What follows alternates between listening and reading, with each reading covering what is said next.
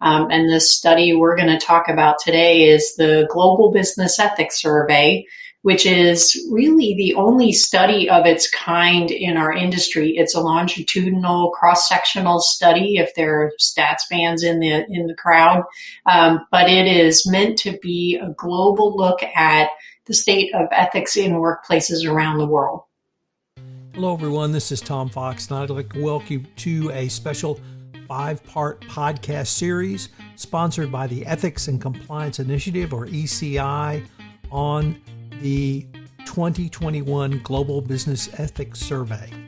In this 5-part series, I'm joined by Dr. Pat Harned, president of ECI.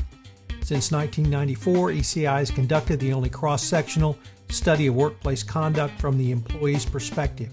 ECI's Global Business and Ethics Survey provides the only global benchmark on the state of ethics and compliance in business. This year's GBES is the first compliance-related survey conducted after the global pandemic hit.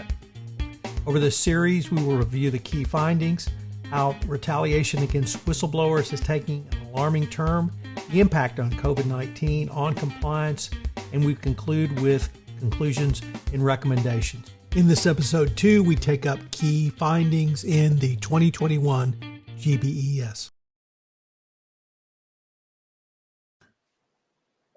Hello, everyone. This is Tom Fox, back again with Pat Harned, president of the Ethics and Compliance Initiative, ECI, for episode 2 in our 5-part series on the 2021 Global Business and Ethics Survey. Pat, first of all, welcome back. Thanks, Tom. It's great to be here again. Pat, in this episode, I wanted to go into a little bit of the numbers and around some of the key findings from this year's report and really start with ethical culture. What did the survey show? And how did you really see this as a trend going forward? So first, a little bit of background. We measure culture through a series of metrics. So it's not just a simple question, what's the culture like in your organization? We look at a lot of different dimensions and then roll them together into an index that we've developed over the years. What we basically found was that this year, about 1 in 5, 21% of employees say that they work in an organization with a strong ethical culture. That has actually remained fairly consistent since the last time we did this survey, a little bit higher from 2013 when we measured it last, but the 1 in 5 number has remained fairly consistent. One of the interesting data points that I found, Pat, was in a chart entitled Culture Strength Index Management Level. And you looked at literally 4 levels of management, or 3 down to us peons at the bottom. But I was wondering, just sort of looking across on that index, do you see a dramatic increase, or are things really staying about the same in terms of top management, middle management, first line supervisors, and then non-management? There were some surprising shifts when we looked at management level. One of the things we saw was that there was a decline in the number of top managers, very senior people in businesses who said they work in strong cultures. With respect to middle managers and non-managers, non-management employees, their responses were fairly consistent with as they have been in the past. First-line supervisors were more likely to say that they work in strong cultures, which is actually sort of surprising. While at the very top, the view is getting a little dimmer, first-line supervisors are more likely to say they're working in a strong culture. And so the other interesting thing was around your global trends, and you plotted this out by country in Culture Strength Index globally. And I was wondering, was this a surprise to you? Was it fairly consistent with what you would have expected? Because we had 2 pretty high, at least in this survey, of culture in countries for corporations. But could you have a few thoughts on that as well?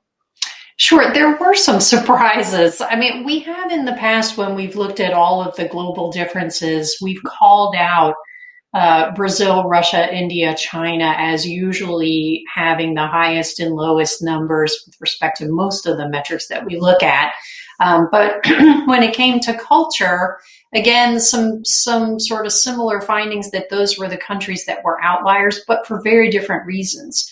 So, for example, the extent to which people said they work in a strong culture, it was highest in India. It was low. One of the lowest metrics was in Russia. So the difference is 28% of people in India said, I work in a strong culture, compared to only 9% in Russia. Brazil is also pretty high when it came to that metric. 25% of people said they work in strong cultures. So what really stood out, and this shows up in the report in the form of kind of a line chart, but there's some very big differences. So really only three of our 10 countries had higher perceptions of culture, and the rest were fairly low. Frankly, the one that surprised me the most was France. And it was because it was so low. I thought differently, and perhaps it's because I know people in the French compliance industry or something else. But that one surprised me. I guess Russia didn't surprise me as much, but to have France below Russia did. Yes. In fact, only 8% of people in France said that they work in a strong ethical culture. It is surprising, and it's hard to know if there are particular metrics that are driving that, or if there were external factors that were driving that. One thing I think we have to take into account is that this survey was fielded in the middle of the pandemic.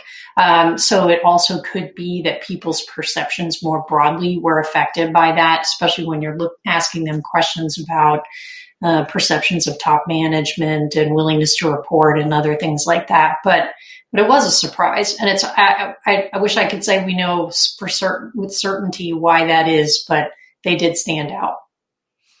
Pat, if we could turn now to one of the more troubling findings or disturbing findings, or certainly one everyone needs to pay attention to, and that was the pressure to compromise standards is now it's as high as it's ever been.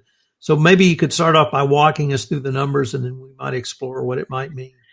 Sure. Over the years, pressure has been a metric. The very first survey we ever did was in 1994. The bulk of our data began in 2000, but pressure was a question that we actually started asking with the very first survey we did. And it was because we knew that pressure is a really important metric when it comes to gauging how much misconduct is really happening in your organization. But over the years, the numbers haven't moved a whole lot until, that is, this year. So in 2017, about 16% of employees said, I feel pressure to compromise standards in order to do my job. It's not just performance pressure, it's cutting corners.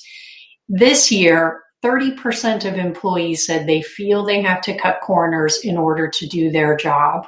That's an exponential increase. It's a 47% increase in the US. It was a 31% increase globally, taking into account the 10 countries where we surveyed. And it's alarming that about almost a third of all of our employees are saying they feel they have to cut corners to do their jobs. The other couple of other interesting factors were the percentage of employees experiencing pressure. Once again, this is management level, top management, middle management, and then front line. And it was really the middle managers that seemed to be feeling the most pressure in a way that, in my mind, jumped up pretty much from the last survey.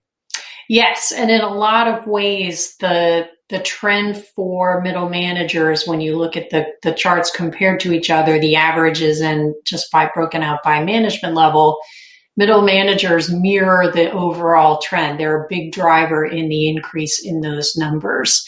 And of course, top managers too were very likely to say they feel pressure to cut corners as well. It looks like when you look at what the data is showing, the higher you are in the organization, the more likely you are to feel pressure to compromise standards. But this year, middle managers actually emerged as feeling more pressure than top managers, which is a first.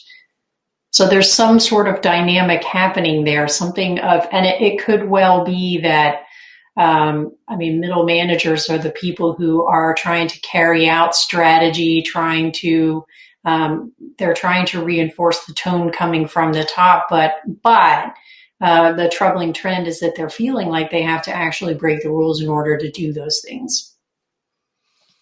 Pat, in trends 3 and 4, and trend 3, you saw more employees are observing misconduct. In trend 4, you saw more employees were reporting misconduct, and both of those numbers were up.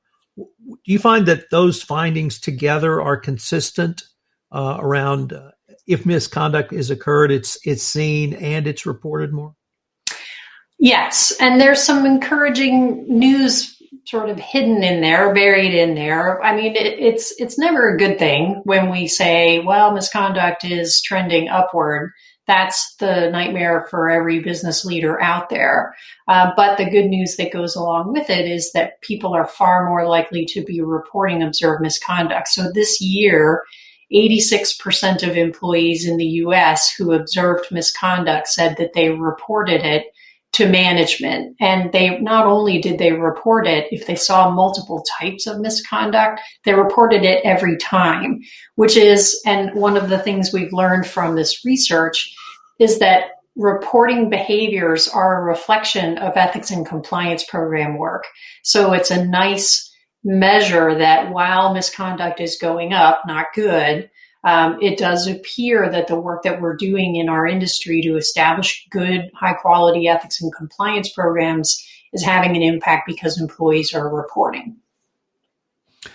One of the interesting findings I saw around the reporting of misconduct was in the global trends, because it looked like to me globally we had an increase in reporting, and really due to a lot of cultural factors outside the United States. Whether it's really not raising your hand and speaking up, whether it's a legacy of World War II and other political regimes, or even sort of you don't disrespect your supervisor by saying something about them because of a culture around that.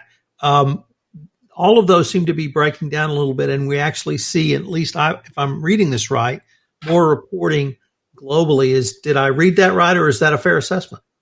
That's actually correct. So there was a 22% increase in willingness to report, or employee reporting of observed misconduct globally, which is higher than what we saw actually in the US. And that's an excellent trend. So the other thing, though, that stands out when we look at the global data around reporting, there are some things that have been fairly consistent. So, for example, in past years, we have said in India, in the UK, there are some countries in Mexico, there is a higher likelihood of employee reporting.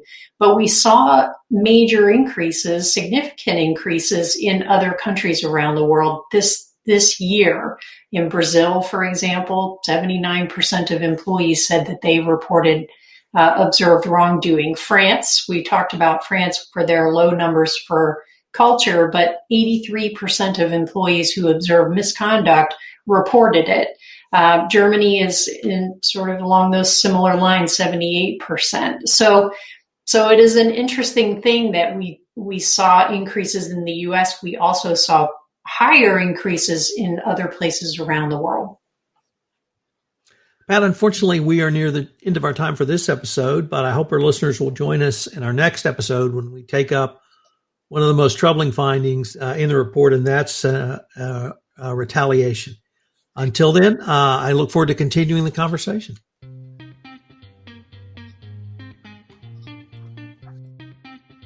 This is Tom Fox again. We're going to link to the ECI 2021 Global Business Ethics Survey in the show notes, so take the opportunity to download it and delve further into its findings. You can reach Pat Harned through the ECI at ethics.org. Thanks again for listening, and I hope you'll join us again for another episode in this special 5-part podcast series on the ECI 2021 Global Business Ethics Survey. This podcast has been a special production of the Compliance Podcast Network.